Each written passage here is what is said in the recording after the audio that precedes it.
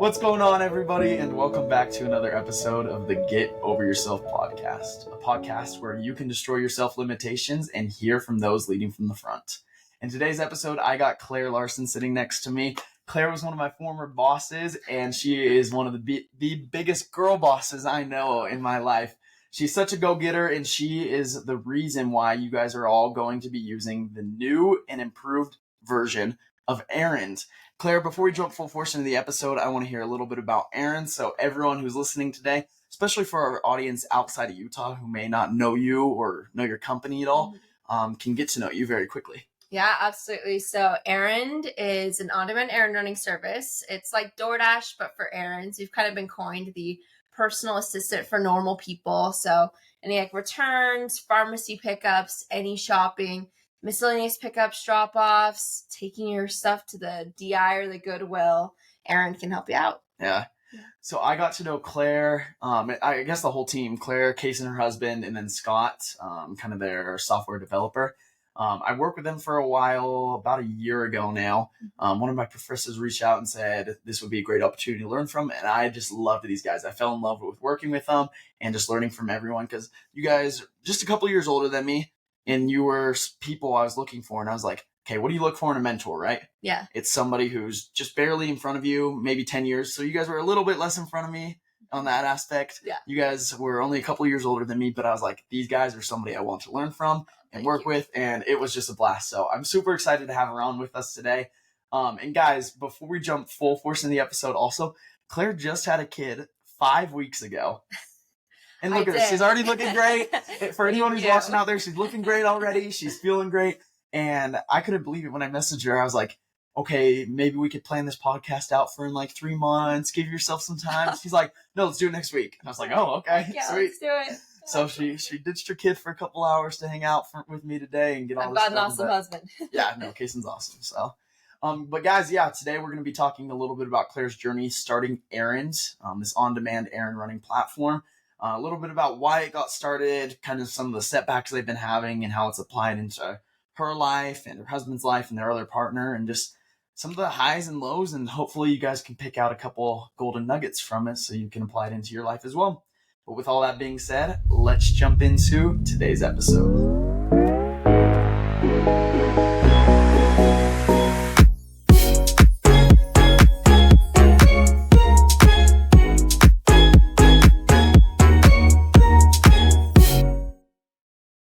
So Claire, first and foremost, we got Errand.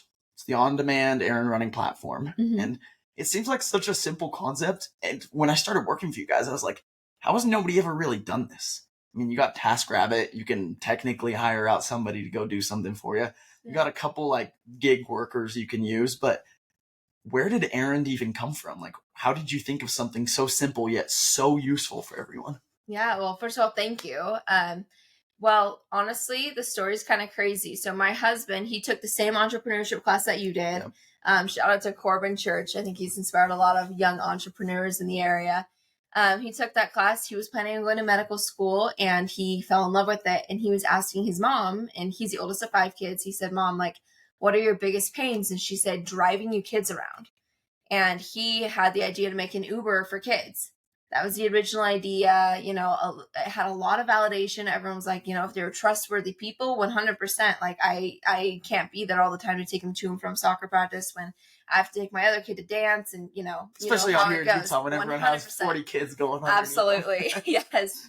But as you can imagine, that idea is kind of hard to get off the ground. Oh yeah. And the main purpose is saving people time. And then him and I we got married, and I sat him down. I said, like, what's the main idea? Like, what's the main point that you're trying to solve? What's the problem you're trying to solve here? He's like, well, save parents time.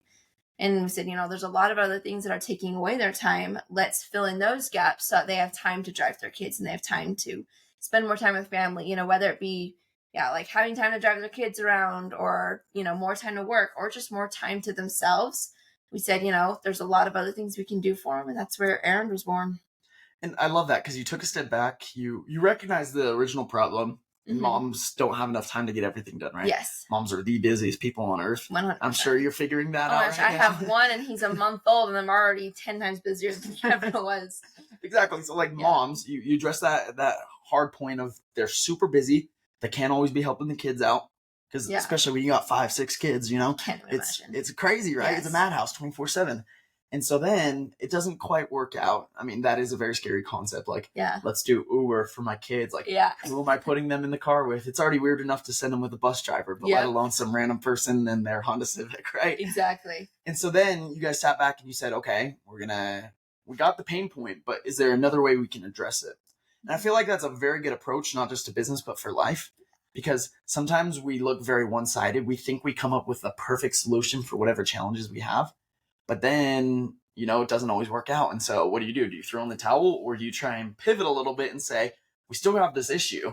The first workaround might not have worked exactly how we wanted. It didn't go exactly how we perceived it, but we could still do it this way and get it done. Yeah. So, and that's what you guys did. Exactly. And the addressable market expanded times 10 as well. Not everyone has kids, but everyone has daily tasks that they're struggling to find time to do. They do. Yeah. And so you took it from just solely focused on maybe moms or dads, and now business owners, college students, any person you could potentially need to, if they have some random task they got to get done throughout the day. Yep. That's the idea. And so so you guys took the step back from just focusing on the Uber for kids, and you recognized, okay, there is this pain point. Mm-hmm. So how'd you land on Errand then? Yeah, so we said, what are the other things taking people's time away? And I sat back and thought in my own life, what do I hate doing? And the number one thing that popped into my head was going to the post office. Okay. Said, I hate going to the post office. It's a waste of time, or returns, Amazon returns, any type of return. So the idea was, make a service that can really do anything for you, anything from point A to point B. Then we thought, there's also pharmacy pickups, or, your kid forgets their lunch at home and you need to bring it to them, or their homework assignment, or your husband wants to go golfing after work and, you don't want to bring him his golf clubs. Really just so many things from point A to point B that we do every day. And, research shows that people make an average of 5 to 6 outings per day. Wow. Point A to point B, or 2 to 3 hours spent on these outings as well. So is this strictly for just like shopping or returns, or so it's Transact data. I can share it in the description if anyone wants to look at it.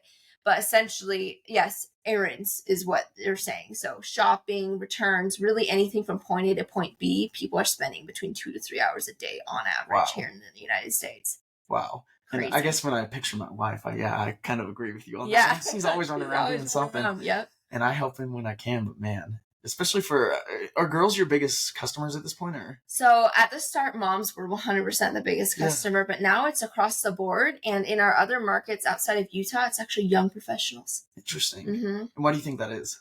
So I think it's hard to say, but I think these young professionals, they have a lot they're wanting to do. And, they have a lot they're wanting to start. I think people of our generation are, more keen on getting their own thing started. I think we're seeing a lot of entrepreneurs, especially with where the economy's at, you kind of need a side hustle to be able to make it. Honestly, at this point, you need multiple sources of income. So a lot of people are, doing so much that outsourcing is key in their daily lives. Yeah. So. And it's kind of interesting you bring that up too, because with so many people trying to do their own things at this point, I'm sure it kind of beats a competition inside of Errand's own space where obviously there's going to be people trying to get after your own business and whatnot. And when I first started working for you guys, I wondered, Uber does something very similar, DoorDash, Grubhub, like they're another marketplace where you hire a driver to go pick something up and drop it off at your house or your work, and then you eat, or maybe it's groceries if you're doing Instacart or something like that. So when you guys first started Errand, were you ever concerned like one of these bigger companies would gobble you guys up? Like, it's not that hard because they already had the customers, they had the drivers, like especially Uber, it's like the biggest name in the book. Yeah. Were you ever like, gosh, like what if they like take over our business? Yeah, no, absolutely. And, and they still very well could, like slowly, I think they're trying to go into the space of like a super app. Other countries have super apps very similar to Errand, or at least what we're doing, that can essentially do anything for you. But honestly, for us, that's our exit strategy, totally transparently, like Uber, DoorDash, they have a history of purchasing companies that do things that are very similar to them or the same exact thing that they do, and they purchase the data in their own in the customers of the company to bring them onto theirs. So you guys aren't just saying like we're not afraid of them, we're like trying to be buddies with them. Yeah, trying to be buddies with them. Or maybe not, I don't know, not yet necessarily, but if we have something that they want, that they want to get into in the future, we find that, from their own past purchases and from what they've done, that they just acquire companies that do that to acquire the data. So, and that's super fun because you guys, when you first started Errand, you, Kason, and Scott, yeah, it was just the three of you. It still is technically for just the founders, right? Yeah, and then you have a couple of mentors and advisors and whatnot. Yes, but at our core, just the founders. Just the founders still. You guys just graduated college when you first started Errand, is that right? Yeah, so we actually started it during our senior year. Okay. We started kind of just a small little website where people could go on and book errands, and then just kind of grown from there. And I guess as kind of a fun concept, when you guys were doing it in your senior year, I'm sure you weren't giving it near as much attention as you are now. Mm-hmm. How many hours are you working a week right now, would you say? Probably, I hope it died down a little bit for the past months. No, it did. But... Yeah, I definitely took a couple of weeks to myself. But, as a founder of startup life, you can't take too much time. But probably 70, 80. I mean, it's round the clock. From the beginning of the day to the end of the day, I try to keep it within, 8 to 10 hours. But, if things come up, phone calls, I mean, you're on call 24/7 with this type of business for sure. Definitely. And so you're putting in all this time and effort. But at the beginning, it was just three seniors. Yep. Like, okay, why aren't you guys going to work for a bigger job? Like, I think that's the traditional college route, right? Mm-hmm. You go to college to get the degree to go work for a big name company and try and make money and provide for your family. And then eventually when the life cycle comes around, then you send your kids to college and they do the exact same thing. It's kind of an endless cycle. But you guys kind of disrupted that chain a little bit and said, like, no, we want to go do something for us. Yeah. Like you said, that is a trend I think we're seeing again. Like, obviously, when the U.S. was first created, that was like the big thing. That's why it's the American dream. The American dream, right? But I feel like the American dream died off for a while there. Yeah. And now it's like making a resurgence. So why did you guys want to go do this rather than work for somebody big? You guys are obviously very intelligent. You could have had these high-end jobs, but why? Yeah. So, I mean, for us, I think it was because we had the idea. And, I always wanted to do something. My favorite podcast was How I Built This. Yeah. Like all throughout high school and college, I listened to every single episode, some of which I listened, multiple times. And I thought the idea of, working for myself and really just doing something, starting something from the ground up just always seemed really exciting to me. So, being in college, a lot of people are like, oh, like, how would you do that in college? Like, you need money, you need resources. But, we were able to bootstrap it for a while, and we figured, like, now was the time to do it. We had nothing to lose, We didn't have any kids yet. And not to say that, if you have kids or have things to lose, that you shouldn't do it. But for us, it was a no-brainer. If it doesn't work out, we've got a degree. We've got all this experience now. We've got all these advisors and all these connections. We'll go get that corporate job and then just do that until the next idea rolls around. Yeah. But for us, it was like, why the heck not? We've got nothing to lose. We're young, we're idiots, but we're surrounded by smart people that can help us make this happen. And I love that concept too. The majority of the listeners here on the Get Over Yourself podcast are age 20 to 30. Okay. For anyone who's listening to the podcast, you're not in that age group, this still applies to you. But I feel like when you get later in life, I don't know, we're both young still, so I can't speak for somebody who's a little bit older per se, but you're just going to start getting these challenges in life that make it a lot more difficult to go and do your own thing. Yeah. You sit back with your job, your cushy corporate job, you get your 401k, you get your health care, all these benefits, every other Friday off, and you have all these things lining up in your favor, then it makes it very hard to want to leave. Oh, yeah. And so I love your guys' thought process of, let's just get in and do it. If it works, awesome, which it has been working, so congrats to you guys. Yeah, jury's still out, but so far it's been going great for you guys. But then on the other hand, even if it fails, like, so what? We learned a ton. Yeah. More so than you could probably learn in school, plus definitely more so than sitting and just doing your day-to-day in some kind of corporate job. 100%. You guys are learning more, you're experiencing things, you're putting a name out there for yourselves, you're making all these connections. Like, in your mind, in my mind, I should say, it really is a no-brainer. Like, just go for it. If it completely fails, think about how much you learned. Yeah. And create something out of kind of the trials. Exactly. Yeah, that was the exact thought process. But you also, for a little bit there, you did work for some kind of corporation. Who were Yeah. So I worked for a company called Ember. Super, super awesome company local to Utah. I worked the for vacation rentals? Yeah. So it's co-ownership vacation homes. So you can buy like an eighth or a fourth of a home, and you have all the benefits of owning it, but you can stay there an eighth of the year, and you only have to pay an eighth of the price. So it's pretty cool. It's true ownership. You get a deed on the house. Sorry, a little plug in for them. But yeah, I worked for them for about 8 months, I want to say. And then actually I got laid off. So it was, my husband was full-time with Errand right off the bat, right out of college, but we decided that I should get a job and kind of do Errand on the side until we're still had to bring money in somehow, right? Exactly. Like at that point we had raised money, so he was able to pay himself. But we're like, someone's got to do something like super solid until we're a little bit more sure. And, Errand kept growing, and I kept working my corporate job, and I kept having to do more things for Errand. I found at my corporate job at lunch, I was doing things like before work, after work, and I was spending so much time, but I wasn't able to really find the courage to walk away fully. One, I loved my job and I loved the people I work for.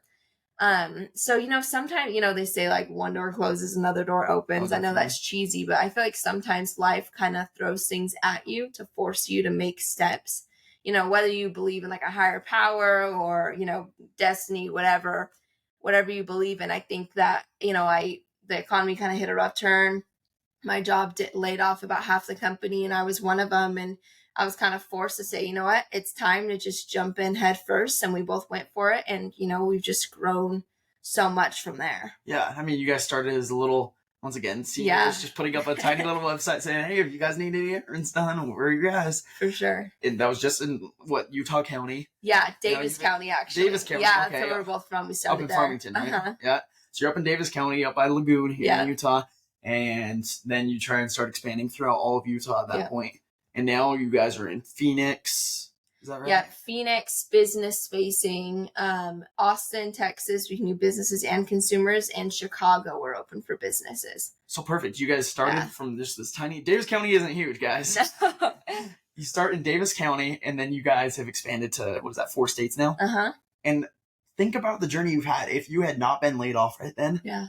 Like, I don't know if Errand would be the same. Yeah, it might not be. Like, I don't know if I'd still be working for them. I'd like to think that I would have had enough courage in my own head to just step away from my corporate job, but you never know, And I think, personally knowing you, I think you would. At some point, I think Kaysen would have also convinced you to be like, this is going great, let's just go for it. But also, it's like, had you stayed there longer, you never know what would have happened. Yeah. Kaysen and Scott are amazing, but you're kind of like, you're the go-getter when it comes to marketing and things like that. Yeah. Kaysen can sit down and work the business side for hours. Scott can, develop X, Y, and Z. Is an amazing developer, but you're kind of the person who actually goes and like presents everything to everyone. Yeah. Well, thank you. Yeah, no, they're awesome. But yeah, the marketing end and anything creative has definitely been that's your expertise. Yeah. Yeah. And so I really am sitting back and thinking like, how many times in my life has God presented me with an opportunity when I so quote unquote failed? Yeah. In your case, you got fired, which could be looked at as like a horrible failure, a horrible situation. Woe unto me. Like, what am I going to do? But you're like, okay, that happened. Let's move on to something that I know is going to work because I'm going to put in the time and effort. 100%. And so I want for all the listeners out there today, you guys might not be starting a business, but you guys might be going through something tough where maybe you just got canned. Maybe you just got out of a relationship. Maybe you just kind of started going on the tail end of your fitness journey. You broke a bone, and so you think you can't keep going to the gym. I don't know, whatever crazy situation you might be in, take note from Claire here and just say, life may have thrown something at me, but what's kind of the greater purpose? Absolutely. I like the way you put that too. Like, believe in higher power, destiny, God, whatever your kind of thing is, think about that. Why was I put in this situation? I don't believe in fate. I don't believe in coincidence. I think there's always a purpose behind something. 100%. And so in your case, like, good riddance. Ember's a great company still. But hey, I'm going to go do my own thing, and it's been working good for you. Yeah, definitely. And do you think that was scary at first? Like, were you afraid to go kind of full force? You were in that case. I know Kaysen had raised a little bit of money for Errand at that point, but you were, in terms of the breadwinner, you were it. Oh yeah, for sure. I mean, it was scary along the lines of, obviously, like, we were able to pay ourselves, decent amount. Obviously, as a founder, especially at the beginning, if you're able to pay yourself, you're not paying yourself a ton. I definitely, marginal fractions. Exactly. I was able to make more at any other job that I could have gotten at that point. But the scary part was, now I'm taking company money and putting it towards myself. I have to make myself worth it. You know what I mean? Like, it's not just, you hear about like time thieving or whatever with corporations. It's not just a corporation at this point. It's me. Yeah. It's my own thing. So I had to make sure that what I was putting towards a company was worth what I was taking from it.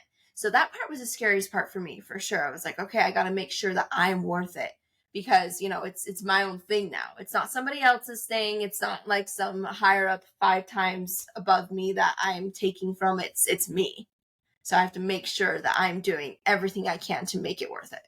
I love that too, because a lot of times when we are working in, like, if we're working for somebody else, we can find every excuse in the book to be very slow about it. Yeah. Obviously, that's not the case with every company. Mm-hmm. When you have the right culture and the right 100%. Fit, you're going to get your employees motivated. Everyone's going to love doing the work. Yeah.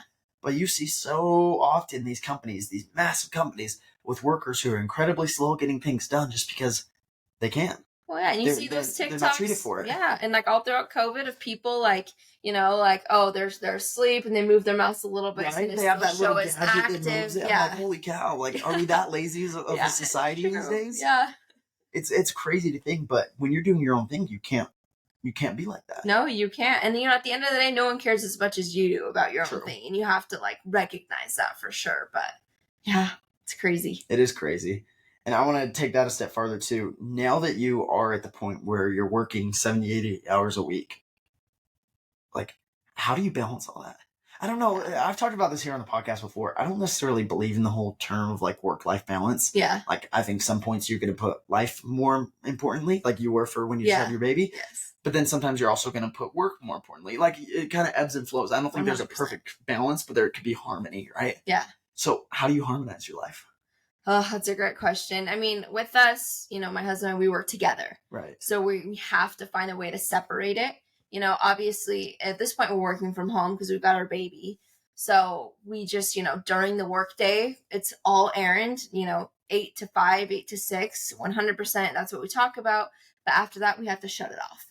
And we have to make a conscious effort to do that, because if not, we'd be talking about it all day. And it's honestly easier with the baby now because we're just obsessed with him and he's all we can talk about at this point.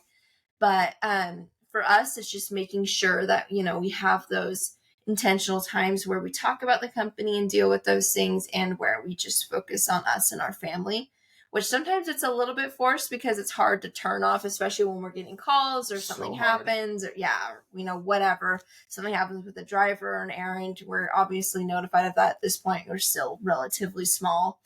But as far as, I like what you said, it ebbs and flows. Right now it's probably more focused on family because we did just have our baby. But before, it was 100% focused on work, and that's all we did. But also, I'm a big believer in work hard, play hard.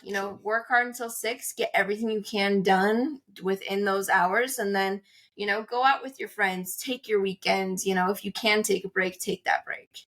And do you think that's hard sometimes, though? Because there's always going to be more work. It's something I've struggled with. And to be very, very open here on the podcast, like, a lot of times I'll sit down at my computer and I will want to stay there until every single task I can possibly do right then is done. And obviously the next day brings different opportunities, but it's really hard for me to turn off my brain sometimes and think like, okay, I'm leaving work at work and now I'm going to be home with my wife, enjoying a movie, enjoying dinner, going on a walk, whatever it is. Yeah. Like, sometimes my brain will still be rattling. And I feel like that's a lot of people when you have an important task. Yeah. Not even necessarily for work, but anything you're passionate about, right? Yeah. And do you feel like it's sustainable to be able to live a life like that? And you guys are doing it very well. Yeah. So what's your feedback? I don't know if we're doing it super well, but I absolutely is sustainable. It's just that self-control. I think a lot of people have to have self-control to, work in general. And some people have to have the self-control to stop working. It's neither is a bad thing. I think, obviously, no one loves to work. We'd rather do things that we want to do. But I think having that, self-awareness, like, hey, obviously I have a million tasks in front of me, because truthfully, especially when you're doing your own thing, it never ends. Like, there's always something else you can be doing. But I think it's just setting that boundary and that limit for yourself, and then just knowing my computer's going to be here tomorrow. And then you're going to be able to keep picking it up, right? Yep, 100%. And do you ever feel like you're going to get so stressed beyond, like, how am I trying to phrase this? Beyond being able to relax. Yeah, beyond being able to relax. Do you ever have those days where you're like, gosh, like I literally, my brain is so fried, I cannot sleep at night? Yeah. Do you ever have those for days? sure. Absolutely. Yes. Like where you can't sleep, especially when things aren't going well. Like even for us a couple months ago, we kind of hit this plateau where we were having a hard time seeing growth. We were trying to raise money and, all these things were happening. I was in my third trimester being pregnant, so I wasn't feeling great. And that's all we could think about. And it was very high tension, very high stress. But honestly, like at the end of the day, we just had to keep pushing. And that's honestly, this is kind of a little bit of a tangent, but that's where I found where we've seen the craziest growth and like the magic, I guess I would say, when we're pushed to our bounds, when we're like in a corner. That's where we've been able to be the most creative, because we're able to pivot a little bit and focus more on businesses. It's when we really felt like, okay, it's now or never. That's when we've been able to see the craziest growth, is when we're really pinned in a corner and have to be more creative. And that's the same principle applies, say, if you're trying to work out, right? Oh, with anything. The biggest time you're going to be able to grow your muscles is when your muscles are actually destroyed the most. Yep. You go to the gym to literally break down your muscles so they could come back stronger. Yep. And so you're not going to get anything out of the gym if you go and you do a couple squats and you don't get what everyone calls the pump, right? Yep. If you don't actually get the workout in and you're working those muscles, nothing's going to happen. Mm-hmm. So in the same case, when you guys are in kind of these dire situations, like everything's so hectic and you have no idea what's going on. You can't even tell left from right at some points. Like, but that's also when like you said, that's where the magic happens. Yeah. You got to push yourself to that limit where you feel like you really can't take any more. That's where it's all going to happen.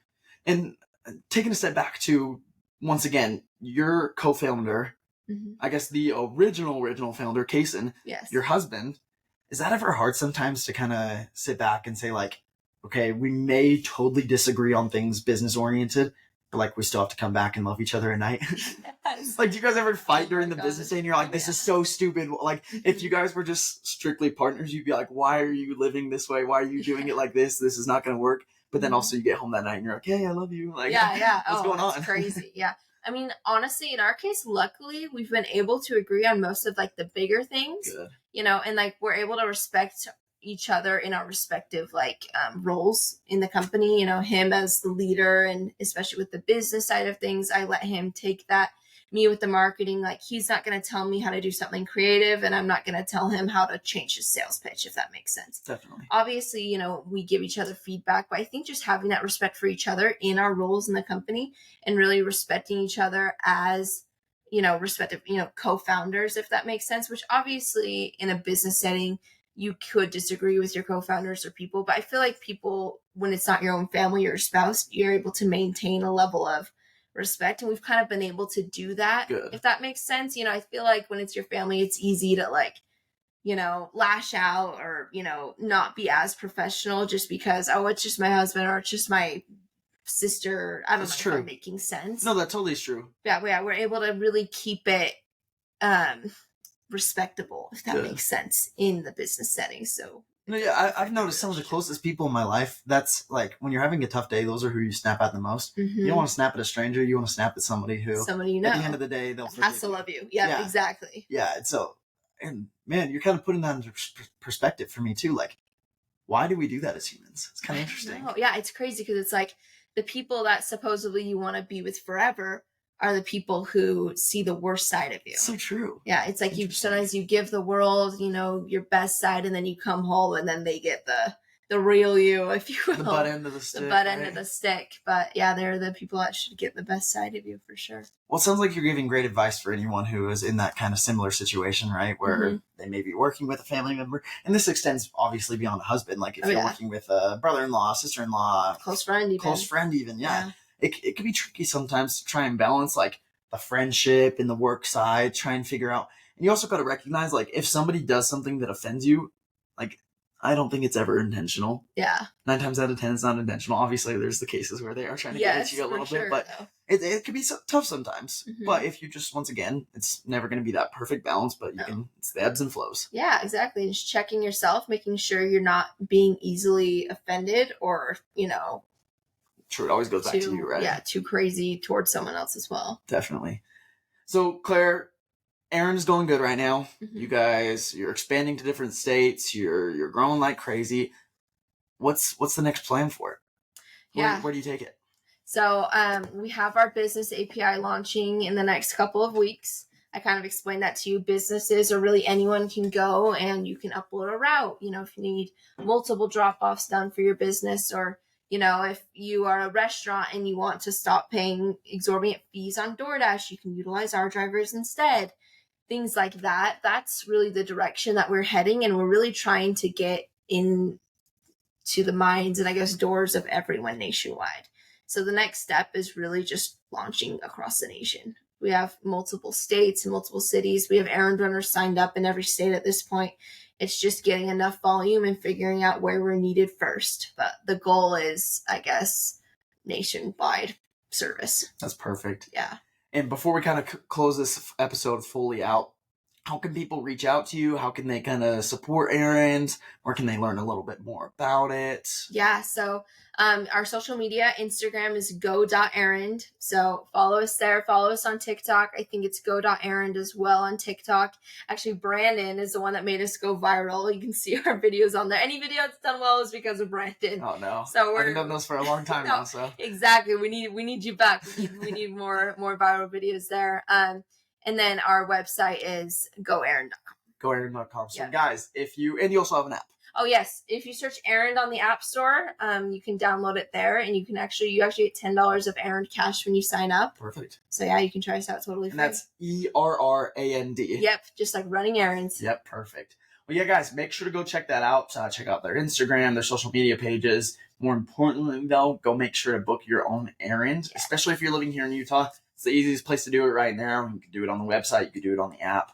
Whatever one's easier for you guys, but check it out. It's seriously the most beneficial thing. I have been able to help other people. I've used it myself, and it is awesome. Yep. You've run a few errands, too. I've run a few errands. I've done both ends of the stick there, too, as well. Yes. So awesome. Perfect. Well, Claire, I want to close this episode out. Anytime I interview someone here on the Get Over Yourself podcast, I always like closing out with this question. Yeah. It could be specifically targeted towards your business or just life in general. Okay. But if you had one piece of advice that the entire world could hear you in this moment, they can understand exactly what you're saying, what piece of advice would you give the world, and why would that be? Oh, let me think about that. I guess I would just say, at this point, right now in this moment, having just had a baby and everything really thrown at me, perspective-wise, I would just say, I kind of went over this before, just focus on the people that really matter in your life and make sure you're giving them your best attention and the best version of yourself all the time. Because at the end of the day, obviously we're talking about, business, entrepreneurship, money, and that's so important. And it's so important to, I guess before I had my baby, it was just like, how can I create the best future for my family? And it was all focused on the financial aspect, like the best financial future possible for my kids so that they can, go to the best schools, like travel, do all the things. And, for myself and my husband as well. But after I saw that baby, I was like, I just want to spend every waking moment with him. And it all my perspective shifted, like it did a full 180, and I've kind of had to get myself back and kind of find that happy balance. And I think there is a balance between, obviously spending all the time that you can with loved ones and also focusing on, your career and building a future for yourself. So I would just say making sure that you're not forgetting, I guess, the people closest to you as you go on this endeavor to, build a company or build your career, or focus on your passions. Don't forget the people who matter most to you, I guess, is what I would say. That's perfect advice, especially coming from someone like you who, once again, you work hard and you play hard. So yes, exactly. Thank you so much. Guys, once again, thank you so much for listening to today's episode of the Get Over Yourself podcast. It was a pleasure to have Claire. I hope you learned a lot from her. Once again, make sure to go check out all of their social media pages as well as their website. And Claire actually had a fun treat for all of us here listening today. Yes. So since you listen to the Get Over Yourself podcast on the Errand app, when you're checking out, use code GETOVER, all caps, no spaces, at checkout, and you can get another errand run for free. You already get $10 of errand cash when you sign up, so essentially you can get 2 free errands. That's perfect. Thank you for that, and thank you for all the listeners out there. They appreciate it as well. Okay. Guys, if you would do me the favor now of making sure to like this episode and also sharing it with somebody who you think could benefit from hearing today's conversation, please do so. That's how I continue to grow the show. I'm not huge into the advertising space or anything like that. My best listeners are always the ones who share it with somebody else, so I would appreciate it. And guys, at the end of the day, just remember, it'll all be okay. Just take a step back and continue learning from those around you.